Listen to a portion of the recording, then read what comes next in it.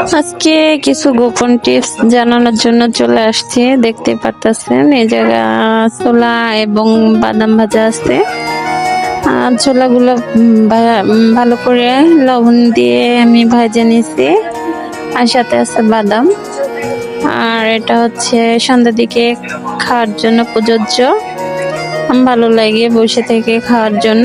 বিশেষ করে আমি যেটা দেখানোর জন্য আজকে ভিডিওটা করছি সেটা হচ্ছে গিয়ে যারা আমরা হেলদি আছি বা মোটা, যেটাই বলেন না কেন, আসলে মোটারে মোটা বলতে নাই, অনেকে রাগ করে। যেমন আমি হেলদি বললে, ইংরেজিতে হেলদি বললেই খুশি হয় মানুষ, যেটা মোটা সেটাই হেলদি। যাই হোক, দেখাচ্ছি এখন মূলত এই খাবারটা। এটা হচ্ছে চিড়া ভাজা, দেখতে পারতেছেন আমার হাতের চিড়া ভাজা।